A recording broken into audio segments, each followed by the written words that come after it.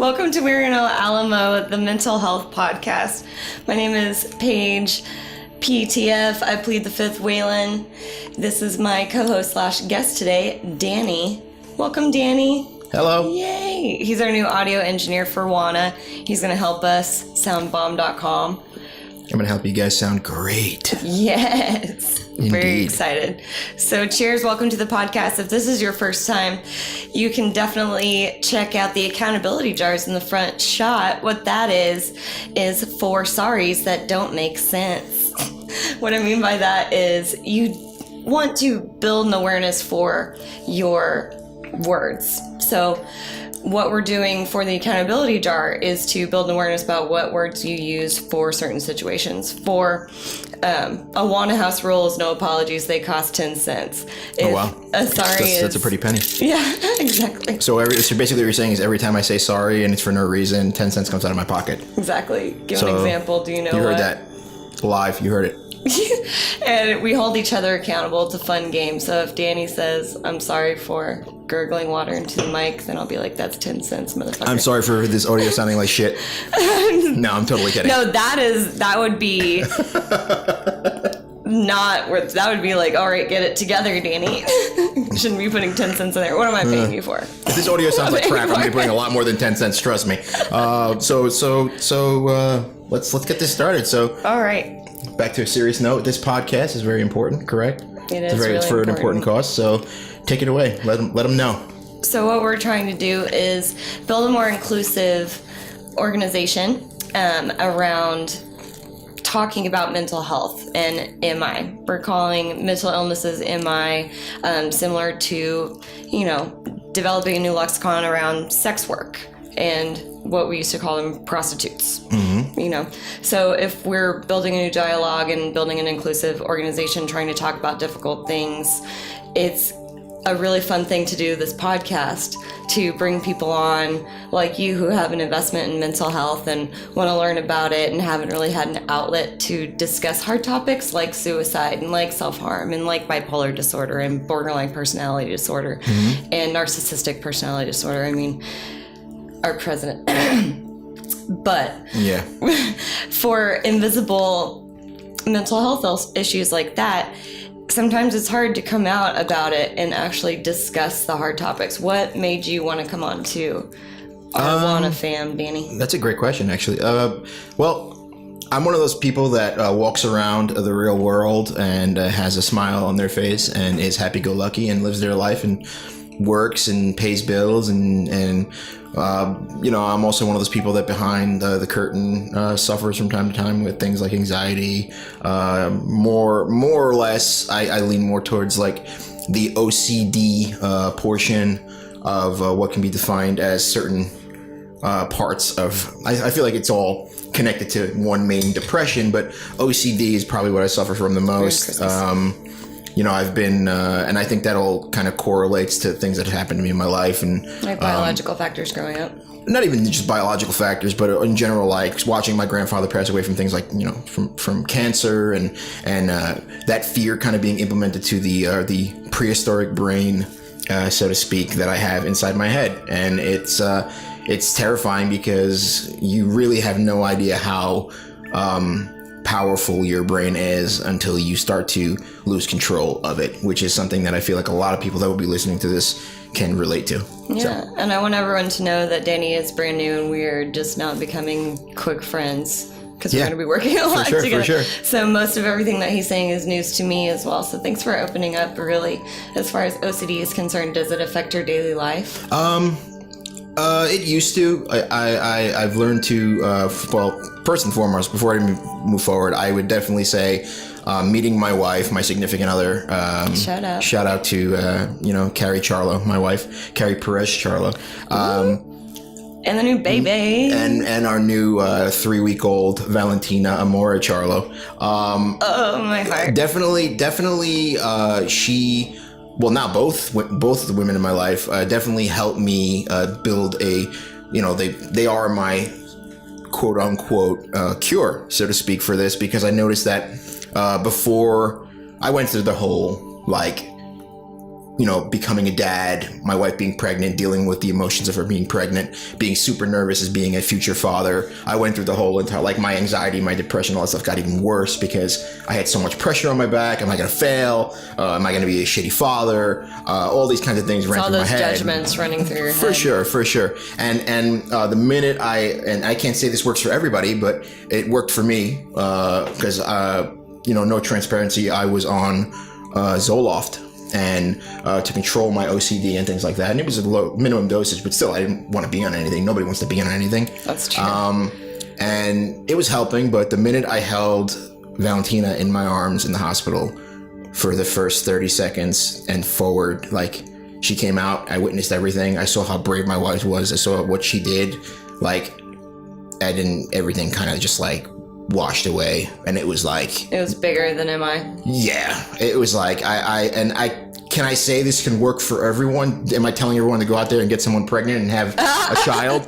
No. I mean, I can say that I can say this is that up to the very last second before she took her first breath in this world, I was terrified, and then she was here and I felt like I was reborn.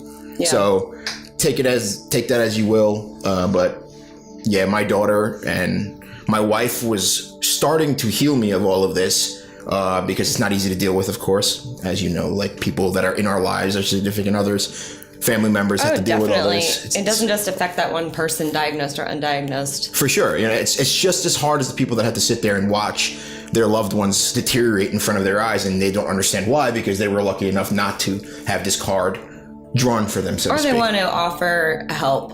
Yeah. And sometimes the help isn't always enough. Yeah. Which is nothing like negative towards them. No, it's not that you didn't try it enough. It's just you did. Science. It's something that doctors are still trying to figure out why it happens. They're they're still in their infant stages of finding out.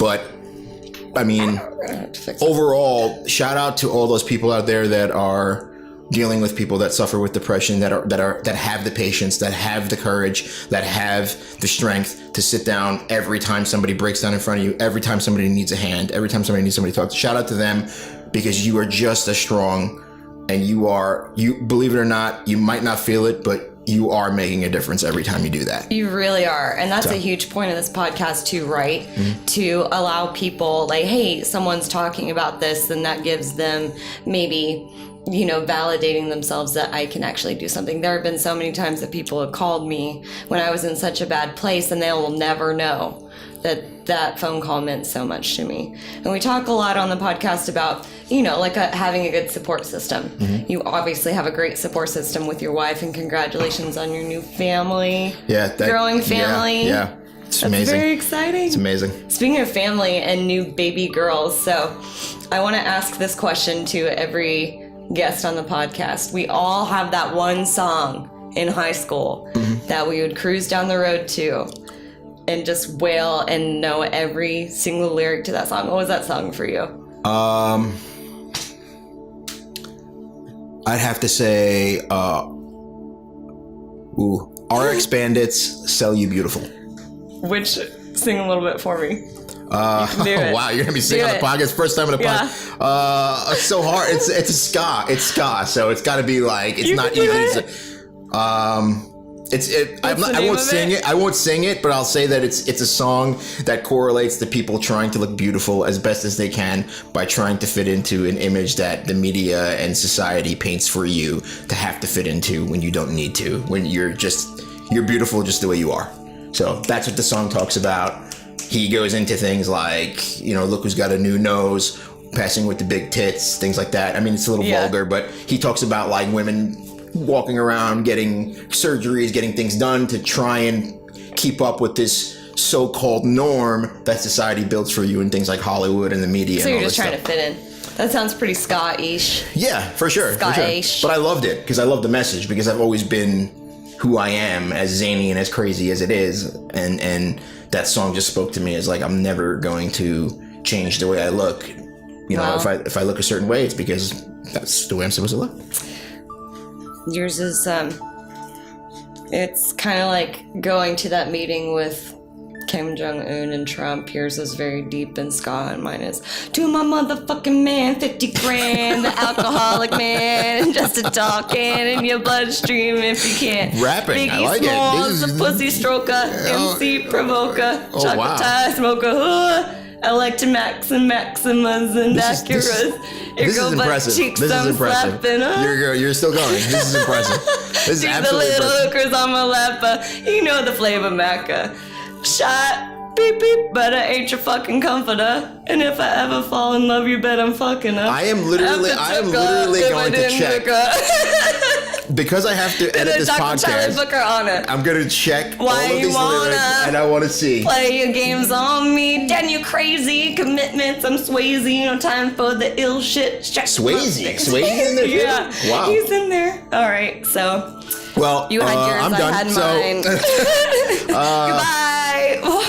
Welcome and goodbye to We Are No Alamo podcast. That's awesome. Good stuff. Wow, you must have really loved that song. I love that song. I feel like I should have known every lyric now. Too. Knowing yourself and really knowing when you just want to get down. When you want to get down, get down with the sickness. Let him. Yeah. Get down with the sickness. There you go. I'm gonna have a goldfish right now. I'm gonna crunch on one goldfish to celebrate your lyrical ingenuity. I'd like to call it. You're a lyrical genius. That I steal from the R.I.P. late great Biggie Smalls. Yep, that's right. Aren't they making a movie about him? Probably. I'm in there. New with Johnny Depp. It's about like his murder. No. I mean, I wouldn't know. We talked about this, which is actually a good segue. So I have this thing. Let's see. July was for joy.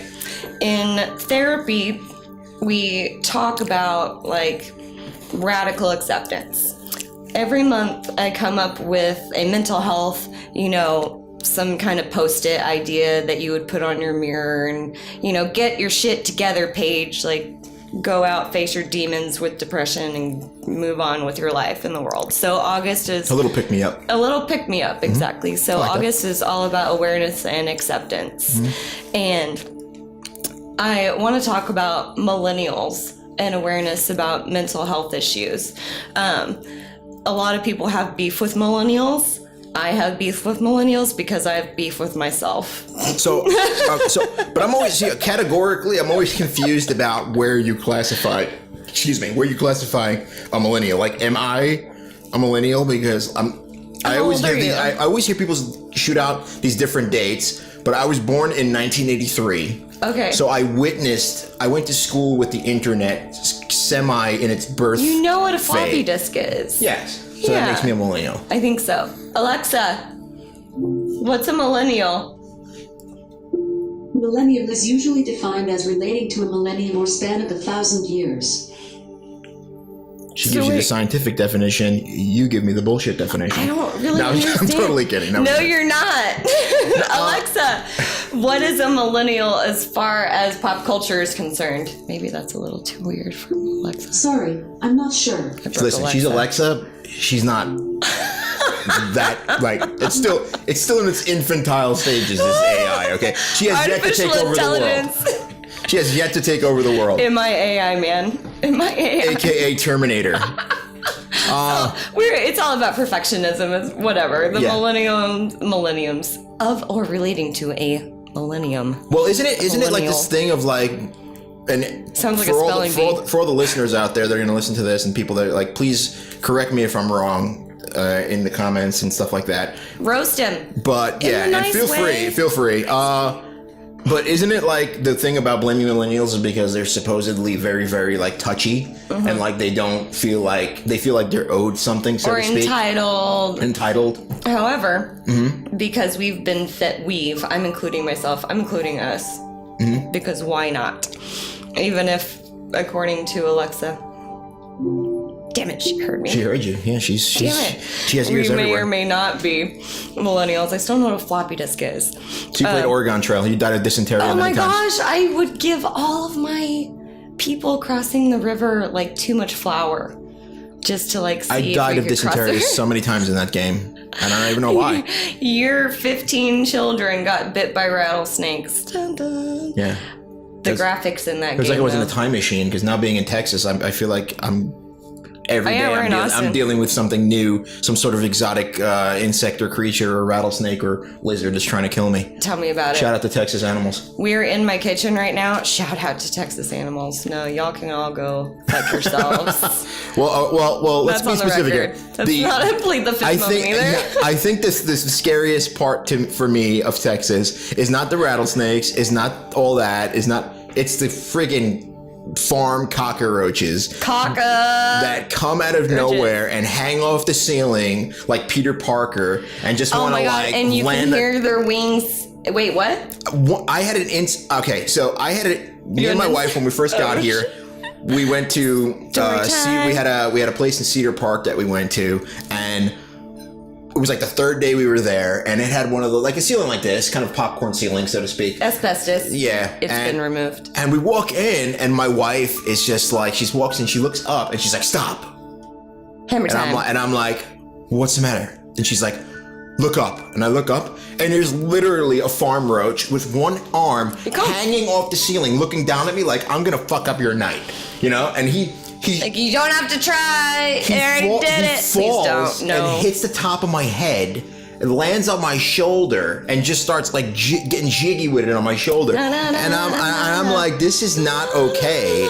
And then there was more and more and more, and then I was like, I don't know what's going on. And then I asked the people, the neighbors around me, and they were like, that's just farm roaches. They don't do anything. They're just everywhere. And they're annoying, they're and they come disgusting. out of cornucopias of hell. Yeah. So my sister, she lives in Houston, and they just moved out of their apartment, but she called me and she was like, "I'm fucking moving out. I think I made a bad choice because I just signed a lease for an apartment. I haven't talked to my boyfriend of 8 years about it yet." Wow. But fuck cockroach situation. She like pulled back her covers. Yeah. They were in her bed. Wow. They were in the closet. Yeah. They were in her dog, on her dog, not in her dog. She probably ate them. Shout out Annie. Oh, wow. But yeah, and her landlord said something like, "Oh yeah, nest probably hatched or something," and I had no idea. That is absolutely no one disgusting. Google that. Don't Google it. White cockroaches are a thing. I'm getting like a lot of Sigourney Weaver alien vibes right now. Like, that is absolutely disgusting. all about in my uterus. Shout out to Sigourney Weaver for handling those aliens the right way. And for keeping But it Austin's tight, keep Austin's it got right. a problem with it.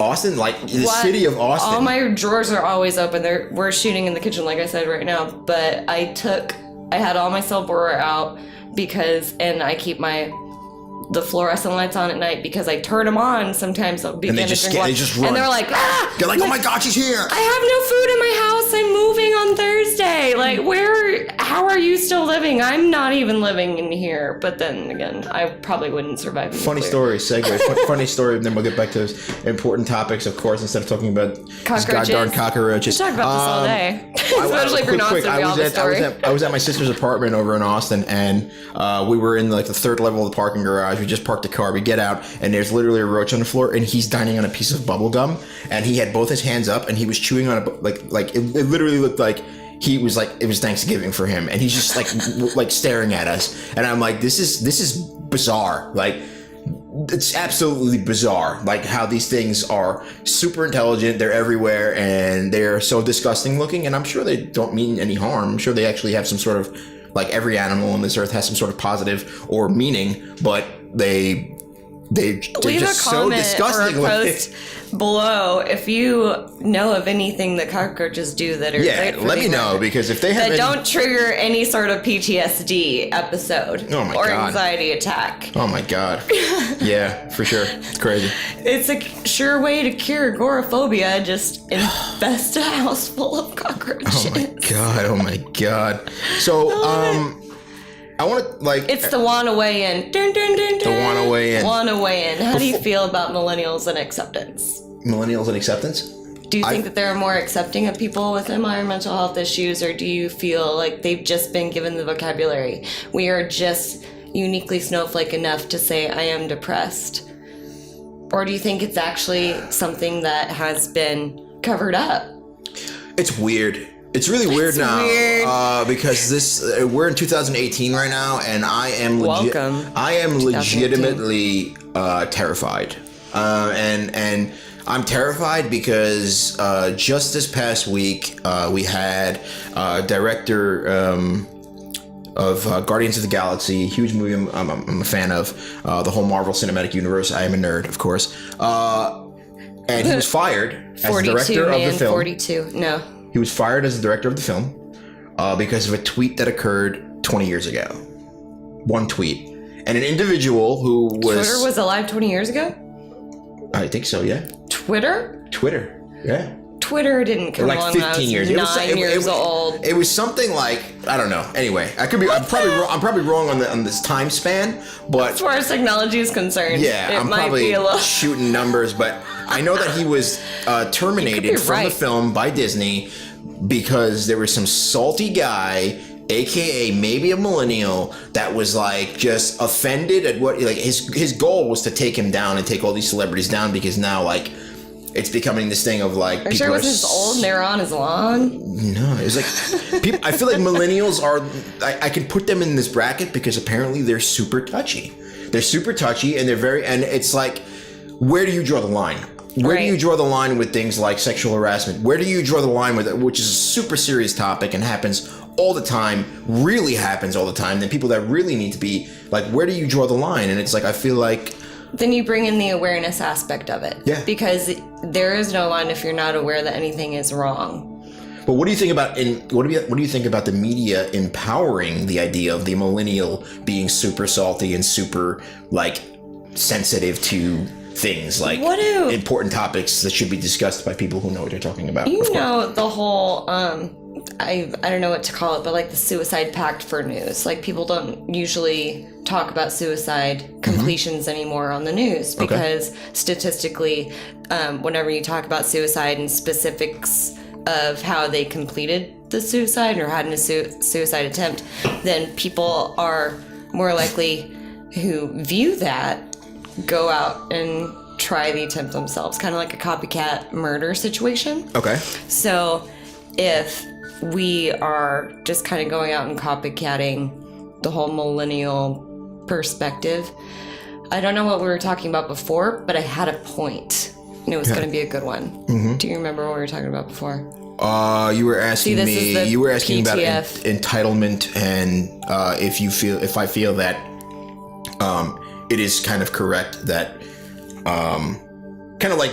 I think you were asking me in a way if millennials should have as big of a voice as they have. Yeah, because they have in mediums like social media outlets now to have a bigger voice. And I actually think that they had a voice before. People like this had a voice before, but they were not able to get it out as much as with the internet and things like Twitter and Facebook and social media, which is something that gives everyone a voice at any point in time, at any time of day. Like, you know, it's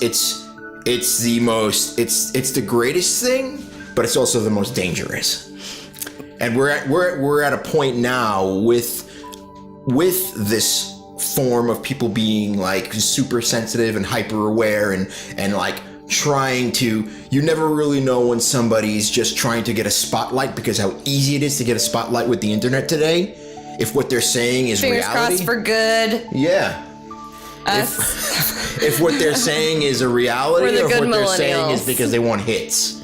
Right. You know what I mean? Like that's like I've seen it all the time. I've been on YouTube for how long now? You know, with my little YouTube channel that I did, and I used to get like aggravated because I'd be like, I put so much work into this video, putting this together, and I'm at like 500 views, and then there's some guy shooting himself in the face with a paintball gun, probably gonna go to the hospital, ruin his life, and shoot himself in the eye with a paintball gun, and he's getting like 1 million views. You know, like, and he's only doing it because he wants 1 million views. So it's like, is that all part of the same kind of construct of being a millennial and wanting attention?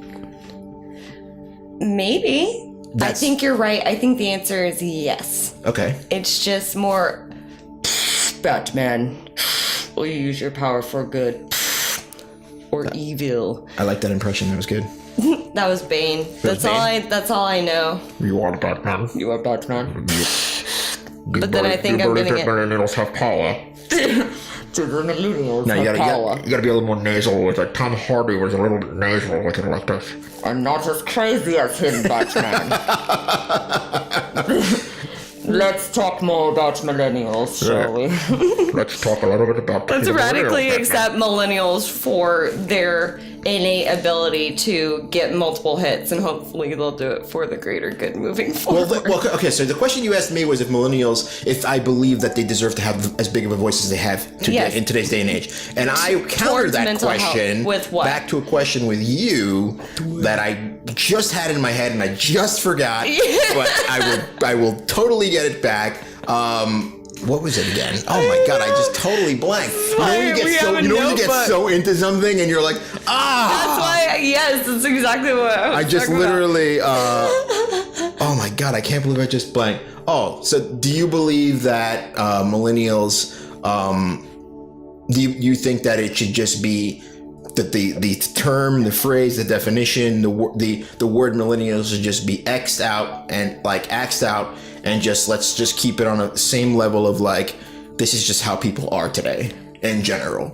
Because you can also have people that literally hang out with millennials. But then what are baby boomers and Generation X people going to do? Like, are we going to go talk to baby boomers and, seek out some 50s cookie cutter houses? No. To be honest with you, I don't even stop creating new cool things. To be honest with you, I don't.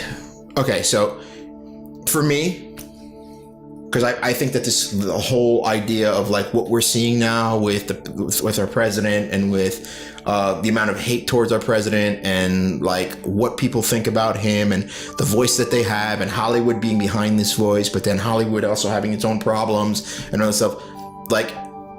I think that people, it hurts me to say this because I know the justice system is so flawed already, but I believe wholeheartedly, I love my country and I believe wholeheartedly that with a situation like a millennial saying something about an individual that did something to them, I believe that individual should stand trial and it should be a case of innocent until proven guilty. Rightfully so. I don't think that a person's life should be ruined by some person who might just be salty or might just be looking to get quote unquote hits. I don't. Or who might be suffering from some sort of MI. Or maybe I was just going to say that. Yay! I was just going to say how I've known people in my life that have had literally legitimate problems mentally that they don't want to say they have, that they are just constantly lying, constantly making up stuff, constantly just wanting putting attention. it out there on social media. Yeah, and getting attention through social media. Exactly. Because it's a dopamine trigger, right? You get likes, and literally there's dopamine receptors that are just like, doing drugs. People can get addicted to it. An example of that, my grandmother. Like, I'll say it right now. Like, I love her to death, but my grandmother, she loves attention. So like it might be the furthest part of an example, but like she's the type of grandmother that loves attention and she'll throw herself on the floor and start crying and be like, I'm in pain, I need to go to the hospital just for people to be around her, give her flowers and give her like, and it's like, you don't need to go that far. If you need attention or you want attention or you want to be heard, there is so many outlets for you to be heard. There is so many quote unquote podcasts as this one is, like, or things that you can go to that your voice can be heard. You don't need to. Should we have your grandmother on the podcast? We should bring her on. We actually should. Shout out to my grandmother. Shout out, Grandma. She makes some great arepas con perico and empanadas. Spanish side. Spanish side. I was like, I thought you were Italian. They taste completely opposite of these goldfish. How much time do we have left? We're about 28 minutes in. Cool. For first podcast, we're doing good. We're doing great. So let's wrap it up with the Mastering Self-Soothe. Another thing that we do in therapy is you look at the work that you're doing and what are you mastering? Like, you got out of bed because you were depressed and you literally got out of bed. That's a mastery. Yeah. It can be as small as that, or it can be as big as recording a podcast and like getting through the day without taking a nap. That was my mastery. Yeah. Self-soothe. In the next 24 hours for self-soothing, I'm going to take a bath after I pack up all my books and boxes tomorrow to get ready to move. So what's your mastery and self-soothe going to be for the next 24 hours? I love that you bring this up because I wholeheartedly believe that this is on the same exact wavelength as curing something with the brain. And I'm going to go back and harken back to an old school phrase, idle hands are the devil's plaything. And when I say that with the utmost confidence that if you are sitting around doing nothing but being depressed all day because you have this going on, just sitting around doing nothing will make it worse. It'll make your thoughts, it'll make everything 10 times worse. Trust me, because I've been there. What is that? A body at rest stays at rest, or something about Absolutely, energy and absolutely. shit? And for me, I've always been an artist all my life. I do this stuff, but like I love art, I love drawing, I love pencil and ink particularly. But as of recent, about 2 years back, I picked up sculpting, and That's bomb, man. and it is absolutely jarring to me how much it helps me when I have this constant train wreck of a thought process that won't leave me alone in my head. That's a tip skill. We talk a Yeah. lot about tip skills. We'll talk Yeah. more about it on more podcasts coming just up. sitting there for like 2-3 hours and sculpting out something, and it might not be the statue of David, and it might not be, but it just feels great. And you know, try. I guess my advice to anyone out there, this is again advice, but it's not always easy for everyone. Some people just need to find that. Some people don't want to do this. Some people are so deep in the hole that they say like, I can't even get out of bed, dude. Sometimes people so deep in the dark need people to reach down when they can't reach up. Yeah, exactly. And John Lovett said that on Love It or Leave It, the podcast. Y'all check it out. It's really good. check it out, John Lovett. Good man. Love it. Cool. So your self-soothe is going to be go sculpt something. Just art in general, photographs, audio engineering for me is, I love sitting, editing, post. I love sitting, creating art through film, through podcasts, through video. Like, it all helps. It all helps because it alleviates the mind. It makes you stop think. It puts your mind in a state to stop constantly thinking about negative crap. That's or true. Stuff that's going to Just affect you. Just something else in your brain. And speaking of attention, when you do something, it doesn't have to be sculpting, but when you do something like anything, if you're doing it because of that, you'll find more than likely it'll lead you down a path of somebody noticing and giving you that attention that you might seek or that you might want. I mean, my first time sculpts sucked. I'm better now, but in the beginning, they sucked. And my wife was there like, well, this is amazing. This is the best sculpt I've ever seen. And I knew she was bullshitting. Thank you. I'm like, come on now. I know. Come on, Carrie. Don't do that. I know Like, you're trying to validate me, Yeah. but just be honest. I know this looks like a turd. mediocre I at know best. this looks like a turd. I know this looks like a big turd, but just don't lie. Like, don't lie. But again, It's the turd from Caddyshack. It's the payday. You just like squeezed a piece of clay. We're like, it's a masterpiece. exactly, a little Piece. It's a caveman, masterpiece. a little caveman piece of my brain loved it. In that moment in time, I was like, this feels good. I know this is shitty, but my wife is here. She's telling me, and I got her attention. She loves it. It feels good. So again, That's just sounds like my depression. Mm-hmm. Exactly. Well, I got out of bed. It feels good. Like, my brain's like, what the fuck? Yeah. Like it's a teeter-totter back and forth. it's almost like achievements. You ever play video games? Yes. You know, like when No, you I don't play them. I watch them. I used to want to be a video game story writer, content creator. So I love sitting and watching, but I'm really too competitive to play video games. Well, I can't I feel even like play that's the fucking thing. Go Fish. That's the thing. Some of these people, like, they play games and it's like they get achievements and they beat some of these like super hard games and they just want that achievement. They want that trophy. Yeah. It doesn't mean anything. It's digital. Exactly. It's not a currency. You're not working. You can't pay your bills with it. It's just a little trophy that pops up on your screen and says, hey, And that's the you're self-soothe. good. You're a good guy. What was your good. mastery again? Huh? What was your mastery today? My mastery? Yeah. What did you do that you were like really proud of yourself for doing? Oh, I made my baby's diaper rash better. Congratulations, I'm on the Dad way.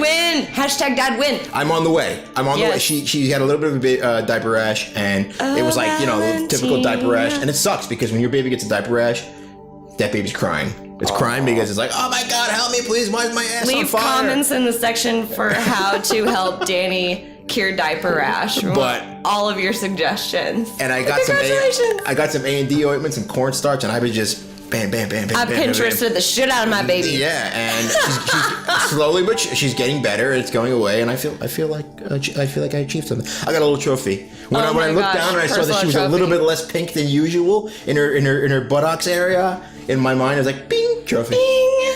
You did great I'm dad. hyper aware that you're a great dad. I try. Danny, thank you so much for 3 weeks being in. on the podcast today. Thank you for Welcome having to the me. WANA fam. It's the new audio The engineer. WANA fam. Yeah, this WANA has fam been club, great. man. This has been awesome. Thank you for having me. Thank you for reaching out, and I love the honesty. I love all of it. It's great, and I hope to be Happy to have you on create many board. more stuff with you. Yeah. And before we close up, I just want to let you guys know that if you don't have a support system that you can call and you're having suicidal thoughts or start developing a plan to attempt suicide, please call the National Suicide Prevention Hotline. It provides 24-hour personal support. I have called it before when I've been suicidal. And when I was involuntarily hospitalized, they helped me so much. I'll throw that number at the bottom of the screen too. Awesome. It's 1-800-273-8255. 1-800-273-8255. There is always a person Always. that's there that wants to, like, you are not alone at all. You're ever. never alone. Just get on the phone and just do it. Like, Yeah. if you feel like that, it's super important that you just understand that you are stay not with alone us. at all. And remember, you're not alone because we are no Alamo. We are no Alamo. We are no Alamo. By the way, before we go, Go ahead. one last thing I want to ask you, because what exactly we are no Alamo? Yes. I want a definition of what we are no Alamo, why we are no Alamo before we head on into the sunset. We are no Alamo comes from when I was previously voluntarily hospitalized in last April. My roommate Nikki and I, we were, just sitting in the room after group therapy one day, and we were on our nighttime meds, and I looked up and there was a writing like someone had put up on paper. It said, "You are not alone." But I looked at Nikki and I said, "Does that say you are no Alamo?" Oh, Because cool. it was prescription induced. Oh, nice. So she said, "No, it says you're not alone, but I like you're no Alamo better." So it's We Are No Alamo as an inclusive. It doesn't make sense, funny name, but we want it to be a big organization. Want to make a big impact on everybody. Cool. Check out wearenoalamo.com, facebook.com/wearenoalamo. And this is Join the also Facebook group. your first video podcast. This is the first video podcast, guys. So let's make it Going up on YouTube. going up on YouTube. Channel name still to be decided. It's We're No Alamo, but we're gonna put it down at the bottom of their Danny. Just Yeah. gonna put it down at the bottom of the screen. Yeah, Got cool. anything else you want to head out? No, I think we're good to go. I think this has been a great episode, and I look Check forward back to doing next many week. more. And check back next week for a new episode. And yeah, thanks for being, what's the word I'm looking for right now? Before we forthcoming, Forthcoming or honest, honesty. We're all about honesty here. More Anyway, about honesty. let's Cheers, mate. ride on into the sunset. All right. Remember, you are not alone because we are no Alamo. We are no Alamo. Take it easy, Take guys. care. See you next week. Bye.